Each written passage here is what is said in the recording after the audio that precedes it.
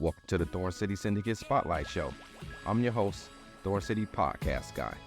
In this episode, Executive Coach Sonya Judd, a financial literacy expert, investment strategist, and creator of Biz Whiz Kids. Sonya guides us through the world of finance, offering tips and strategies to help you take control of your finances. We discuss smart investing, real estate opportunities, and the importance of financial planning. She shares insights on building wealth, navigating the financial market, and making informed investment decisions. Whether you're starting your financial journey or enhancing your portfolio, Sonya's expertise provides the tools and knowledge to succeed. This is more than just a podcast. It's an opportunity to gain insights, be inspired, and join the conversation today. Thorn City Podcast Guy, let's go.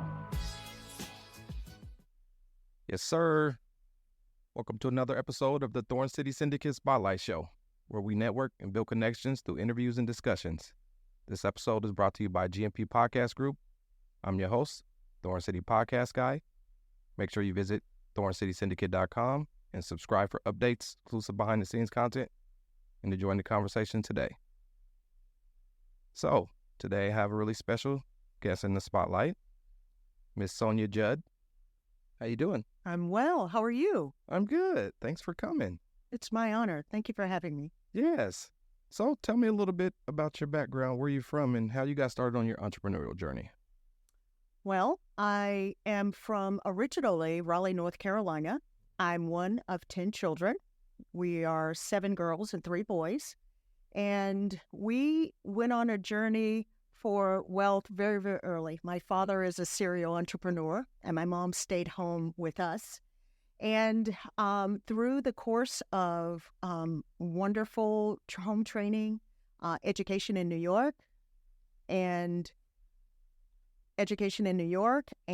through my work, I started businesses and began to learn for myself how to earn money.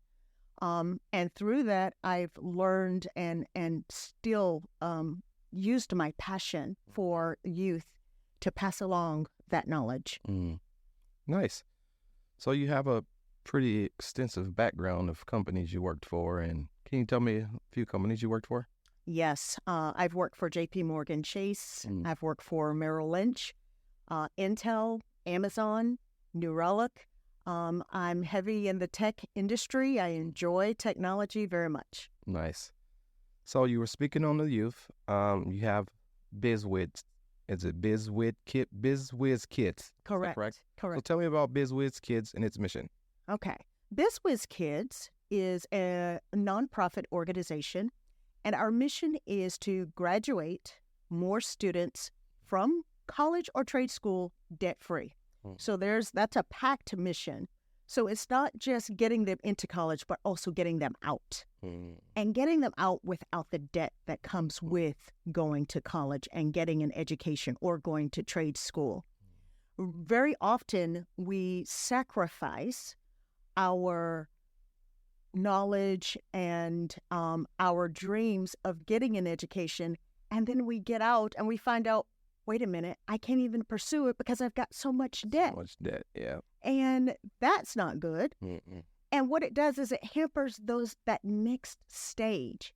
If you want to get married, if you're a guy and you see this beautiful woman you want to marry, it's going to be hard to have a kid with all that debt. It's going to be hard to buy a house and put your wife in with all of that debt.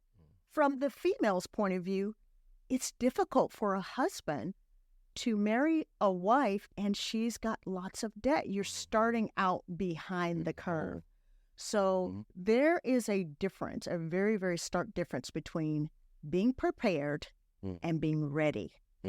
I really want our youth and adults, right, to be prepared, but also when it comes time to pursue those goals, to be ready. Nice. So what do you think the percentage of kids that graduate from college, they don't even use their degree? Many of them do use their degree. It's the ones that are not even getting into college that don't believe they can pay for it. They don't believe that, hey, they get halfway and, hey, I can't afford to finish, so they drop out. If they do finish their degree, many of them use it, but it's sometimes crippling to be constrained to a certain industry or a certain type of job because she just can't afford to expand.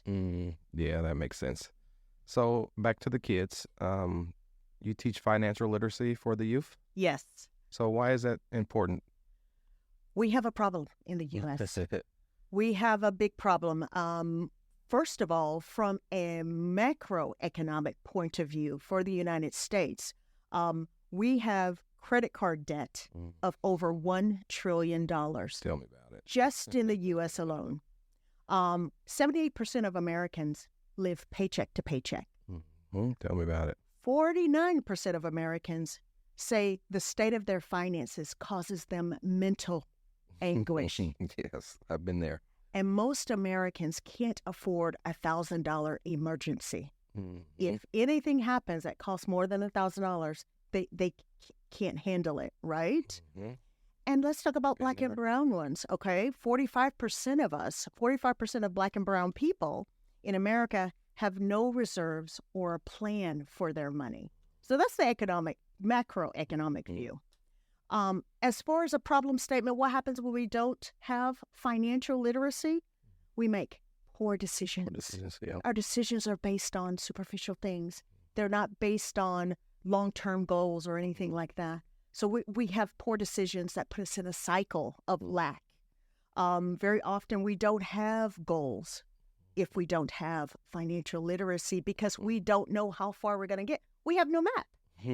So the goals are the map. We need the goals and the vision to make the map. Often we have expensive taste, especially in this generation or in the generations below us, right? We have champagne taste on a beer budget. You can't, someone telling you can't afford that, that's we'll find a way. But in those tastes, we may buy $300 sneakers, but we can't afford to pay a $90 cell phone bill. So our priorities are mixed up just a little bit, right? So we accept eventually when we have this problem statement, we accept that this lack mentality that we have, this cycle of debt, this mountain of credit cards that we've accumulated is normal. We've normalized it. It's become okay until it's not okay. Yeah. Right? Then it's too late. Well, Yeah. it's never too late. It was never too late, but it's harder to get out of the hole. It's harder to get out of the hole. Yes. And what we want to do is get them, you're talking about the youth, I want to get them as young as the 5th grade. So they don't get in the hole. They don't get in the hole. Not only do they not get in the hole, but they can teach someone else. This program is very intensive for those that are younger. For example, they have homework, and some of their homework is to go home and do a budget with whomever the head of household is. The first question is, what is your rent or your mortgage? That means they have to know the difference between rent and mortgage. Yes. So you ask the question to the head of household, hey, do we have rent or mortgage? Oh, we pay rent. We don't have a mortgage? No, we don't have a mortgage. So we don't own what we live in? No, someone else owns what we live in. Paying for somebody else's dream. That's right. Why don't we own what we live in? Yeah. Because I didn't go to college. Why didn't you go to college? Because I couldn't afford it. Why couldn't you afford it? Do you see how this leads to those crucial conversations that should have happened a long time ago? But like I said, it's never too late. What it does is it lights that light bulb and says, okay, maybe we should make a change now. Thank you, 7th grader, for coming home with that homework. And let's do it together. Let's make changes together. And you, with your wife or your spouse, won't have to do this. You will have a mortgage, right? Yes, I agree. It starts early. So what inspired the creation of Biz Whiz? I'll tell you, when I first, I told you I was one of 10 children, and we were broke as church mice. We did not have any money at all. And when the oldest was in 11th grade, my parents, who to this day I give great respect to them, they said, hey, we can't afford to send you all to college, so you're going to have to go get this thing called scholarships, and you're going to have to get a job. Well, me in 6th, 7th grade, I said, I don't want to get a job. I want to have my own. Dad, you go get your own. I want to go get my own. So I started my first business at 16. And I started to plan parties for people on my street, for family, for friends. And I knew I could control my destiny. I could control my wallet. And I knew just enough that if I do X, I can get Y, right? And so during that process, I go and I marry and I start to have children. We started out, I had Irish triplets. I had 3 babies in 1 year. Irish triplets, what's that? Irish triplets are having children within 12, 18 months of each other. So I had a singleton, and then 12 months later, I had a set of twins. So they were all born within 1 year. Gee, so you went from 0 to 3, just like that. Yeah. I took the suicide method. I didn't get the spacing memo. I didn't get that memo. Spreading it out. Yeah, you should have spread it out. But from there, while I wasn't working and I was at home, I wanted to really share with others my journey of earning money while not working with children. What can you do as a parent who's a stay-at-home parent to earn that money? And then I began to teach my children. That was in 2007. And I said to myself, hey, they're getting it. I can teach other kids. And so I began to do that. Even when I became more gainfully employed, I continued that journey because it was so fruitful. Good for you. Yeah. Nice. So can you give me the 5 keys to financial literacy that teens and college students could understand? Absolutely. These are very, very, I thought about this question and I thought, well, I could just say budgeting, saving, and that is true. But there's a deeper meaning to financial literacy than just money. It's also mindset. So I'm going to tackle that. So one of the first things I think about concepts that our youth should never forget is every single financial transaction matters. Whether you want it to or not, it matters. Point, make it count. Your drink at Starbucks, do you really need that? Did you apply for scholarships or did you just hope that the FAFSA would give you some money back? Every single transaction matters, so make it count. Number 2, it's never too late to be deliberate about living on a budget. Takeaway, start here. Start here. You can start very simply. Number 3, your mindset towards money frames your relationship to money, and it affects your life. Takeaway, wake up. Wake up, right? That whole we're talking about, wake up. Number 4, earning, budgeting, saving, and giving are interrelated. They cannot be separated and can change the trajectory of your life and the lives that you touch. Key takeaway, be strategic. And number 5, monitor your goals, especially your financial goals, quarterly. Key takeaway, don't hold back. Write it down, post it in front of you daily, and monitor it. That's what I would call my 5 most important concepts for our youth. Nice. That's all great information. Shoot, I could use those. That's not only for youth, that's for the adults too. Absolutely. Yeah. So yeah, I'll definitely taking my notes mentally, and good thing I'm recording all this. I can go back and watch it and listen. Well, we're gonna take a break here. Our first break. When we come back, we're gonna take the break and get a message from GMP Podcast Group, one of our sponsors. And when we come back, we'll discuss how I can start to become wealthy.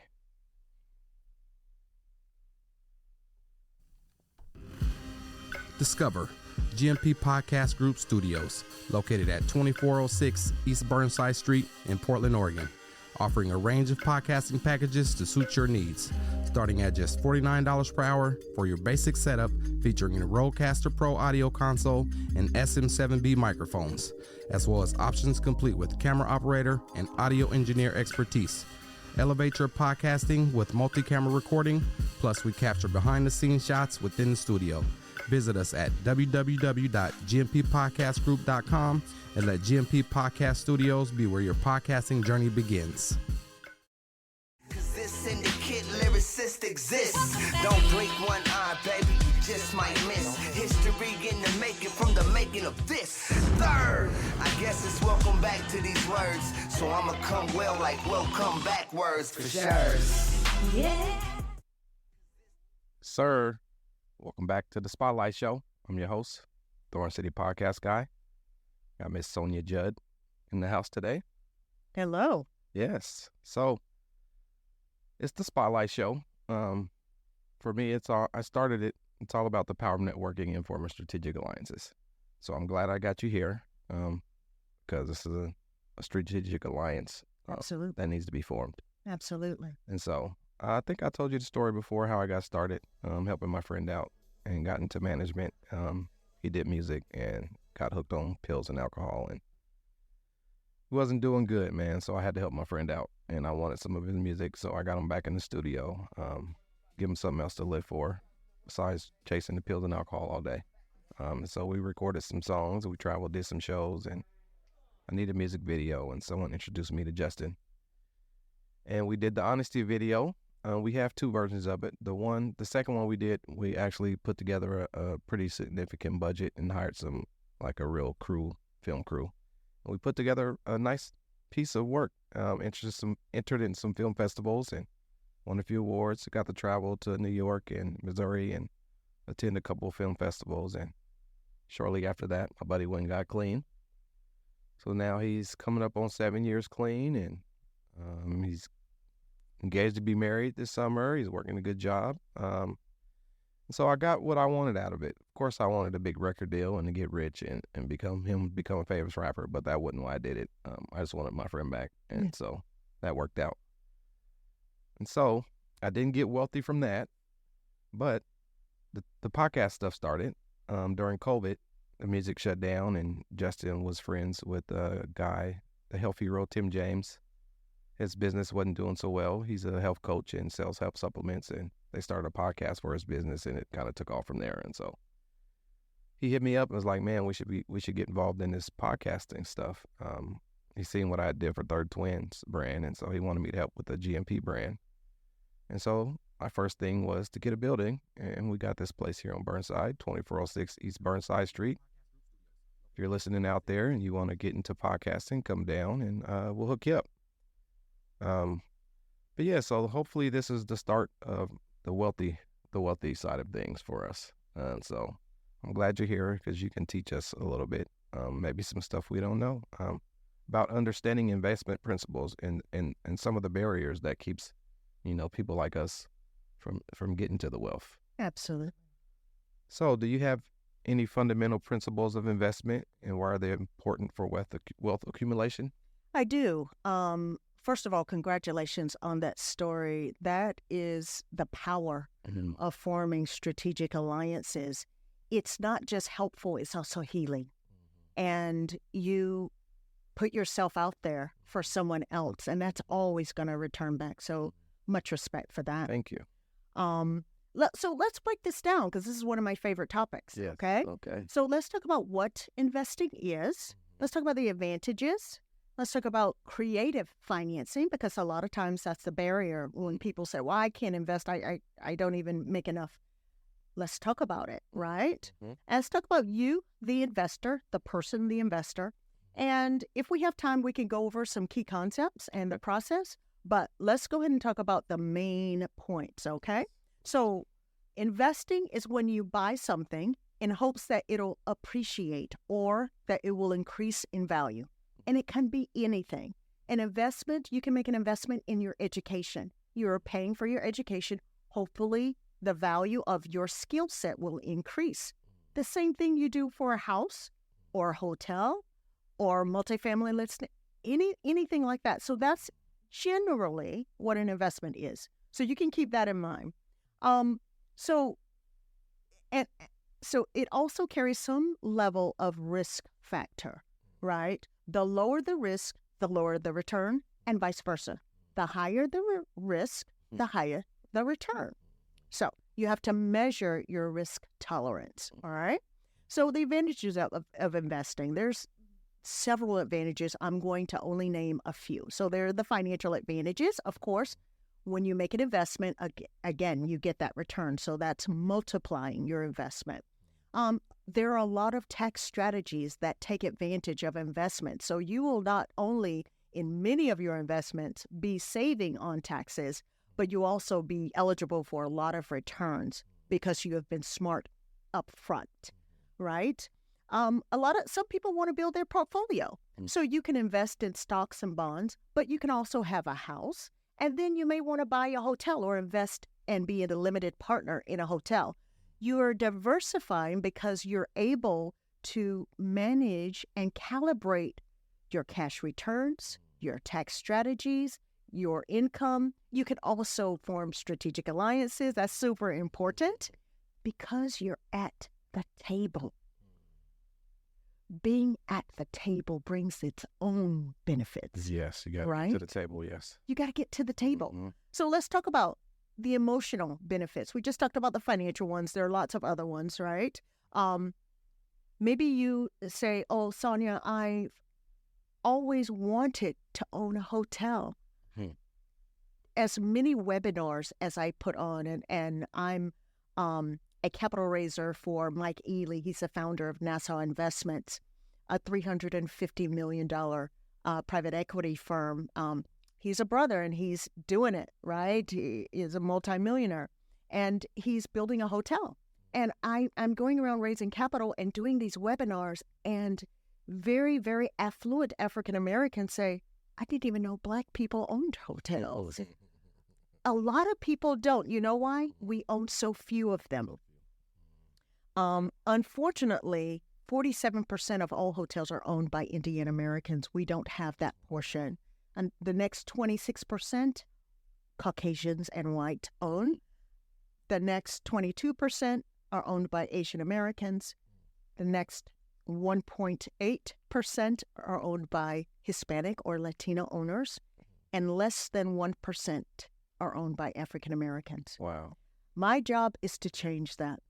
And a lot of people don't understand you can be a hotel owner. So that emotional gratification of becoming a hotel owner is one of the emotional advantages that you can have. I wear that T-shirt. I'm a hotel owner. And it takes a lot less than people really realize. So let's talk about that lot less. Okay. What is that creative financing that we can do to own a hotel?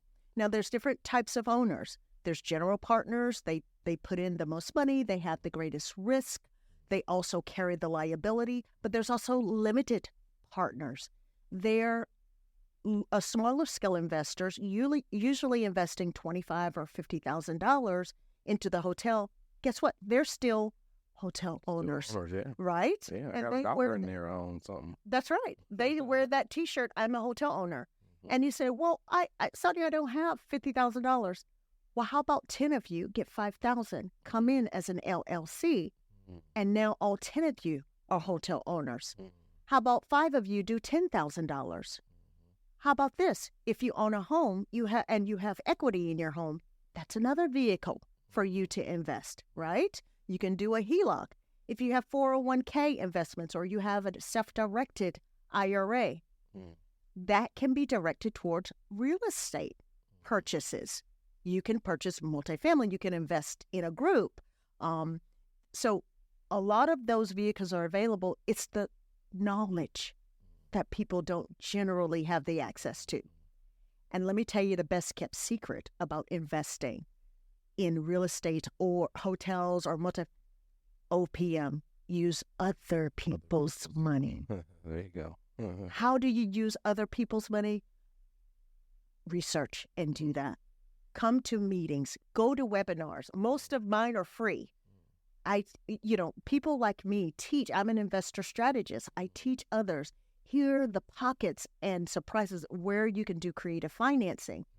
You get one taste of this, you will want more. You will save more. You will want better alliances. And just sharing that information is going to be something that I think is super, super important. Nice. Yeah. Yeah, thanks for all that great information. Of course. So can you discuss some of the barriers faced by Black individuals in building wealth through investment? I think that the number one thing is we don't have that seat at the table. We don't believe we have the bank account to even think about being an investor. We limit our resources to what we have in the bank. We don't think about using other people's money. So a lot of that, I group all of that as lack of knowledge, right? Lack of access. Yes. The other thing is lack of access, right? We may know about it, but we are not getting that access. Black founders, again, the percentage of money invested in Black founders, tech founders, has decreased for the third straight year.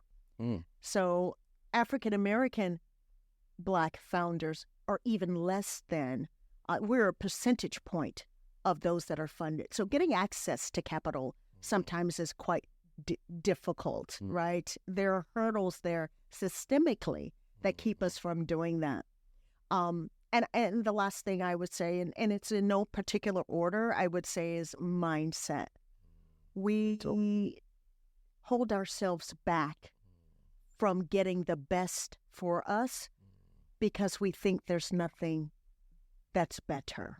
So we settle for that lack mentality or that survivalist mode as opposed to lending and not borrowing, being the head and not the tail, right? Being leaders and not followers. And so having that example like you who goes out or, with a friend and say, no, we're going to do this. We're going to do differently for ourselves and for our posterity. Sometimes you need that other person. And so just shifting that mindset is going to be really, really important. So it's mental. Very much so. Yeah. And it's hidden often. Yeah, you don't know. If you don't know, you don't know. If you don't know, you don't know. And we've been ourselves all our lives. We can be yourself. That's right. Right? Yeah. Prisons are not only behind iron bars. Right? Yes. Sometimes we are our own worst enemy. And a slave who loves their chains will never be free. Man, well, we're going to leave that one right there. And we're going to take one more break, get a message from Thorn City Syndicate, sponsor, the management company. But when we come back, we're going to discuss what you were just touching on there. How do we stop those self-sabotaging behaviors? All right. Ready. Introducing Thorn City Syndicate Management, your solution for brand management, social media promotions, digital content distribution, and podcast production. From shaping engaging content that resonates with your audience to amplifying your brand's reach through podcasting. We're your partners in driving success. We offer free strategy sessions and leverage our recording studio and personalized strategies to establish an online presence. Your brand's journey to the top starts with Thorn City Syndicate Management, where innovation meets results. Contact us now at www.thorncitysyndicate.com to embark on the future path of transforming your brand's future. This syndicate lyricist exists. Don't blink one eye, baby, you just might miss. History in the making from the making of this. Third, I guess it's welcome back to these words. So I'ma come well like welcome backwards for sure. I have some of yours. you gonna volunteer them off? I think I'm gonna have to pass. Welcome back to the Spotlight Show. Oh, man, I'm loving what we got going on here, Miss Sonya. You got so much good information. I'm definitely going to have to rewatch this and take my own notes and reach out and really see how we can put something together. But this next topic, I probably suffer from some of this myself, stopping the self-sabotaging behaviors. So what are some of the common signs that some people engage in self-sabotaging behaviors? Being stuck in the same cycle. I think often, you can say God, the universe, you will be stuck in the same lesson in different ways until you learn. So if you've been around the block and you keep seeing this same car, there's something hidden that you have not addressed yet. So if you are stuck in this cycle, that may be an indication there's a hurt or there's a wound or there's a trauma that is causing that you have not addressed yet, or that may be hidden. All right? Another common sign is you reject help quickly. If you are opposed to that little prick or someone saying, I don't know if you noticed, but you do this thing and then don't know if you know. If you reject that, that may be a sign that you are having some self-sabotaging behaviors that you either holding on to, you feel like you need it, it's safe, it's comfortable. And if I forgive, if I stop being angry, if I stop stealing, if I stop lying, then what? What does the other side of that look like, right? So often when we're rejecting help, that may be an indication of something we may need to look at. The other thing I think is a sign, maybe, is you know it and you avoid it. Denial. You're in denial. You're in denial. And that one's tough because being self-aware, in my opinion, is one of the most powerful tools we can have. You know it's there. When you know better, you do better. But when you're in denial, you're intentionally knowing better and not doing better. That says something, right? Worse. That says something. Yeah, that's the worst. So how does one recognize these patterns? Maybe someone tells you. Maybe you see them in yourself or you see them in others that are close to you. A lot of times we are around people that are like us. And if you don't like something somebody else is doing and you're still around them, it's probably something you do as well, right? If you're not growing, you're being stagnant, right? There's no such thing as, if you're not growing, you're going backwards. There's no such thing as being stagnant. You're either growing or you're going backwards. Or the other. And you need others to help with your success, right? There's no I in team. I used to hate when I heard that, but I'm like, there's no successful person that's done it by themselves. And if they say that, they're lying. If they say that, they're lying. Yep. So, yeah, that's definitely the point where we're at around here is we got to start getting more team around us. It's just me and Justin. So we wearing a lot of hats. And so yeah, that's our next step is get a team in here and can help us grow this business to the next level. I love that you are recognizing that. And if I could say one more thing about that, get someone that's not like you. You need that diversity of thought. You need that adversarial point of view. You need somebody who's come from a different environment. You also need a truth teller. That's somebody who's not afraid to kind of say, you know what? That really didn't go well. You really messed that up, but I'm here and I'm not going anywhere. I'm here to help you. And this is what we're going to do. Right. Yes, men don't help you grow. No. So you need a truth teller around you if you can find that person. Oh, man, that's the truth. So changing mindset and behaviors. That seems like a tough one for a lot of people.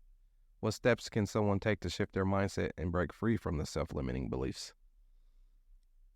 This one's going to hurt, but it's the number one thing. You got to be truthful with yourself about what you need the most. When you need help, go get the help, right? Otherwise, you just treat the symptoms. And the symptoms may go away for a time, but because you haven't dealt with the root, just like any crab weed, it will grow right back, right?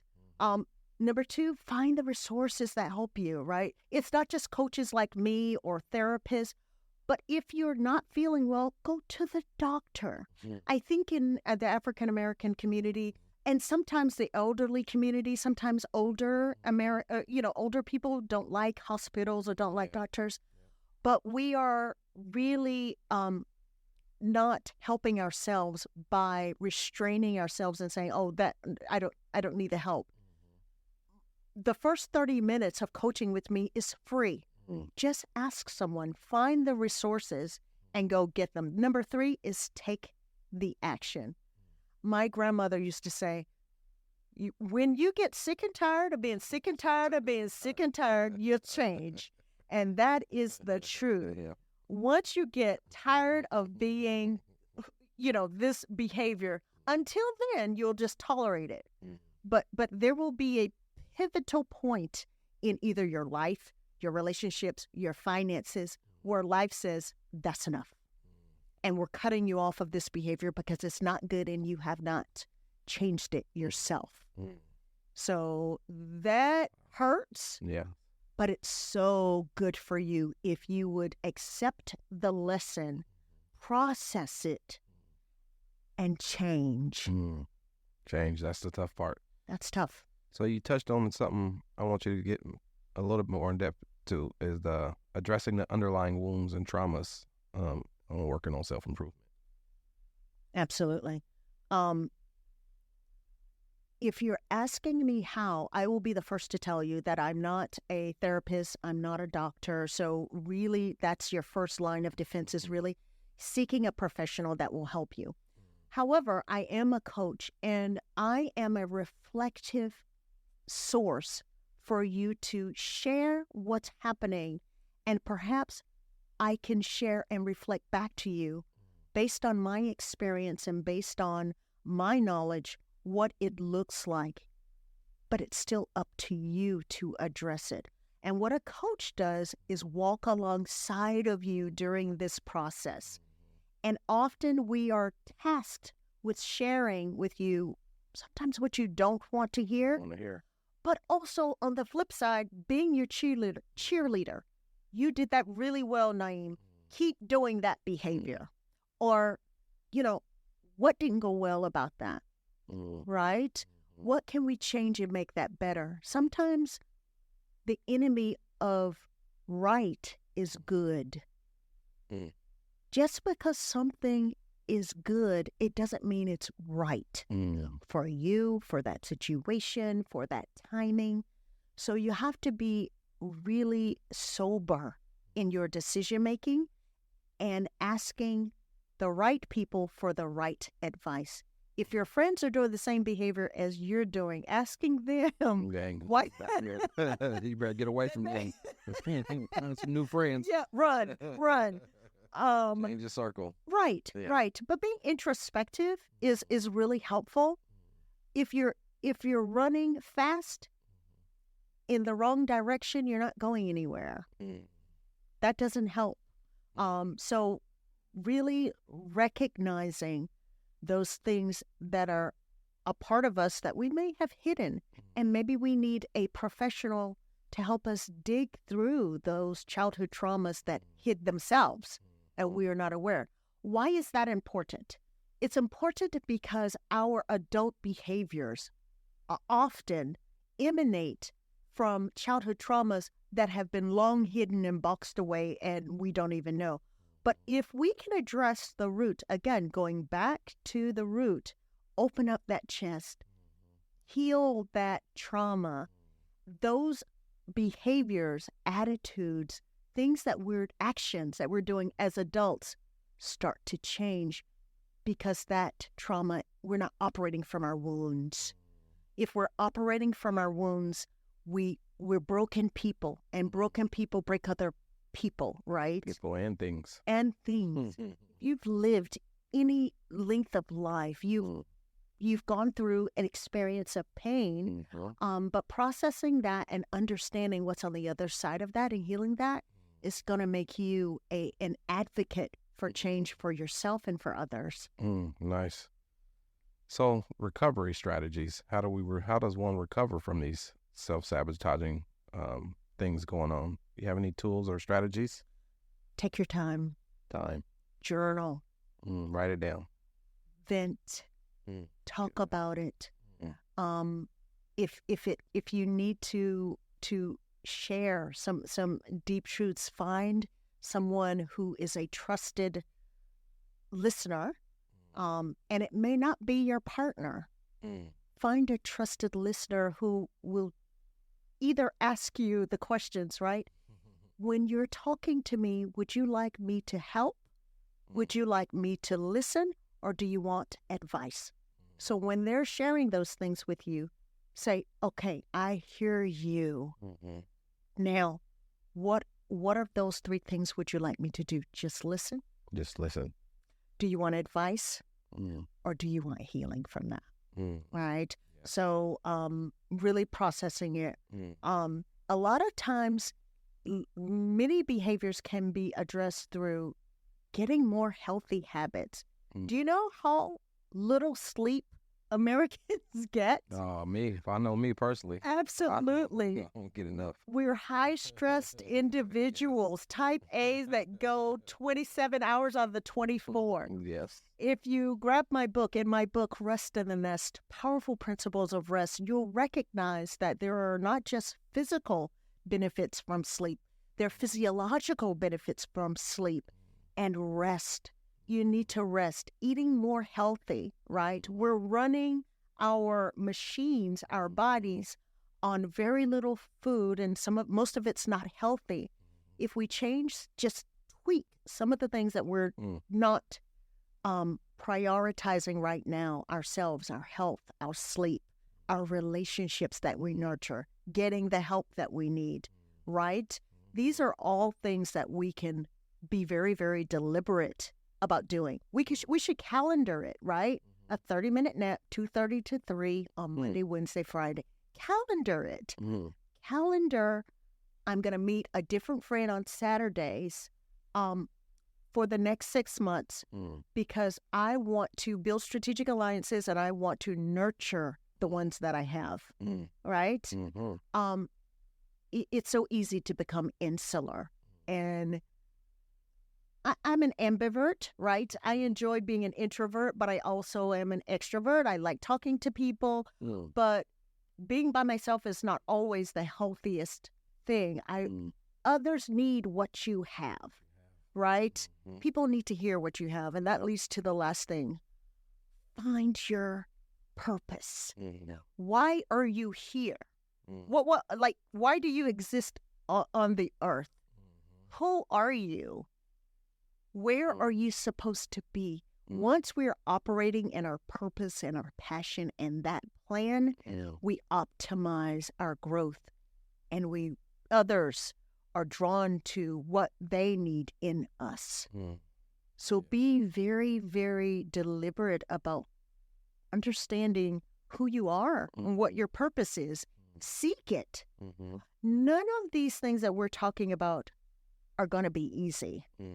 I never said it'd be easy. No. And if you want it, you're going to have to fight for it because your body, your behavior, the people you're around have seen you in your life all your life. Yes. You're trying to change the trajectory of things. So you're going to have to fight for it.